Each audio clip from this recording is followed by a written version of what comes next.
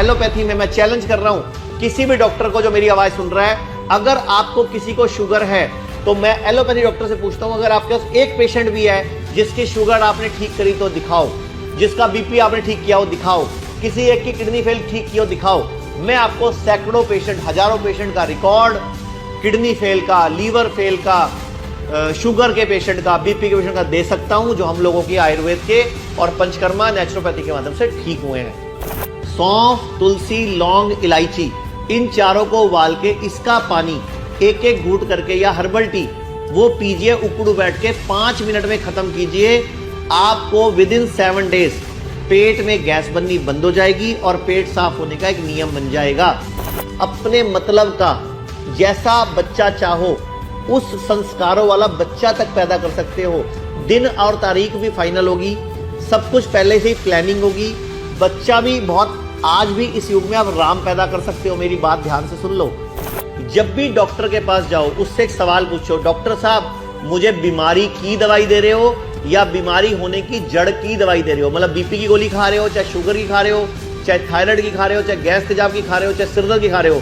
साफ साफ सवाल पूछो कि बीमारी की दवाई है या बीमारी को दबाने की दवाई है या बीमारी को भगाने की दवाई है।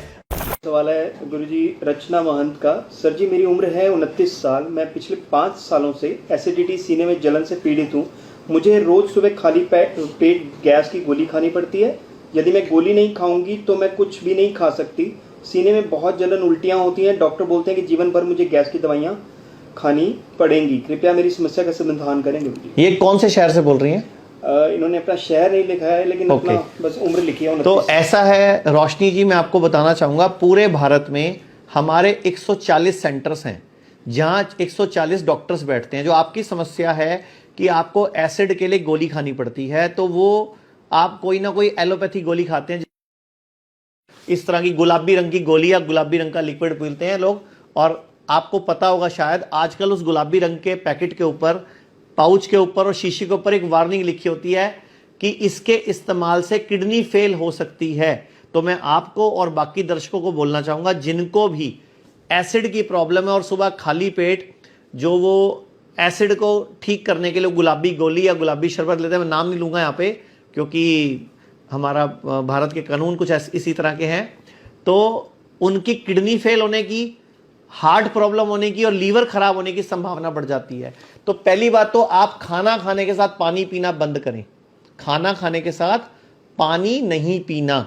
और दूसरी बात, आप चेक करें क्या आपको धरन पड़ी हुई है। धरन समझते हैं? नाभि का सरकना।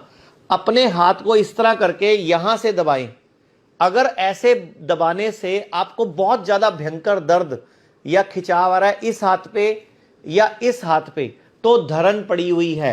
तो धरन निकालेंगे तो ऐसे ठीक हो जाएगा। दूसरा, आप मटके का पानी शुरू करें, मतलब घर में मटका ले लें और मटके का पानी पीना शुरू करें, तो यह प्रॉब्लम आपकी सॉल्व हो जाएगी। बस खाना खाने के साथ पानी नहीं पीना। तीसरा सवाल है हमारा निधि माथुर का। Sir can arthritis and high uric acid be cured, please convey. पहली बात तो मैं आपको सभी दर्शकों को बताना चाहूंगा, निधि माथुर जी इनको भी बताना चाहूंगा, आयुर्वेद में और नेचुरोपैथी में हर बीमारी का इलाज है। आप कह रहे हो आर्थराइटिस और यूरिक एसिड। पहली बात, व्हाट इज यूरिक एसिड? हमारी बॉडी के अंदर जो हमारा हार्ट है वो एक बार ऐसे करता है तो 70 ml ब्लड को आगे फेंक देता है हमारी आर्टरीज के अंदर, और हमारे शरीर में 5 लीटर के लगभग खून होता है। तो हिसाब लगाएं तो 1 मिनट में पूरे शरीर का खून हार्ट से गुजर जाता है।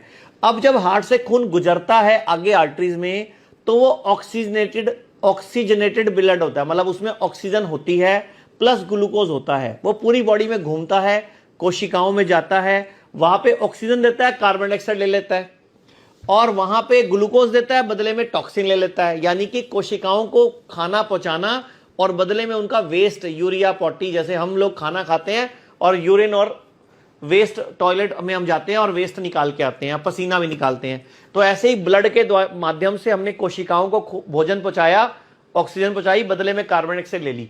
अब जो कार्बन डाइऑक्साइड का बॉडी से क्लीनिंग पूरी सही ना हो और ब्लड में थिकनेस बढ़ जाए और आप ज्यादा देर बैठने का काम करते हो या उम्र बढ़ जाए, तो यूरिक एसिड बढ़ने लग जाता है, यूरिया बढ़ने लग जाता है। एक तो उसका असर किडनी पे पड़ता है, दूसरा असर उसका जोड़ों के दर्द में पड़ता है। और जोड़ों का दर्द आयुर्वेद में वात से संबंधित यानी कि वायु रोग बताया गया है, यानी कि आपकी वायु बिगड़ी हुई है। तो वायु बिगड़ी हुई है तो क्या करना है, आपको जो भी खाना है उसको चबा चबा के खाना है, और खाने का टुकड़ा जो बाइट है वो अंगूठे के नाखून जितना हो चाहिए और 32 बार चबाना है। और खाना खाने के साथ आपने ठंडा पानी ना पीकर, अगर पीना है तो गरम गरम पानी उबलता हुआ पीना है, और अगर आप बैठ सकते हैं तो उकड़ू बैठ के पानी पीना है।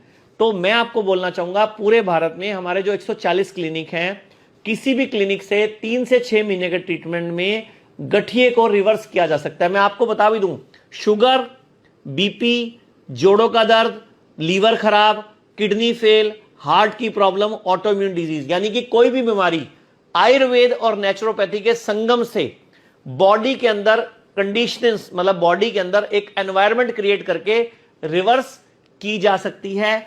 आयुर्वेद के डॉक्टर कर सकते हैं। सीमा यादव लिखती हैं कि क्या पफी आईज का भी कोई इलाज है आयुर्वेदा में? जी, पफी आइज का आयुर्वेद के पंचकर्मा में बड़ा अच्छा इलाज है। पंचकर्मा के अंदर एक टेक्निक होती है अक्षय तर्पण, यानी कि आंखों के ऊपर एक मटेरियल लगा के, लिटा कर एक मटेरियल लगा के उसमें ऑयल भर दिया जाता है, हर्बल ऑयल, और आपको 20 से 30 मिनट की सिटिंग लेनी होती है।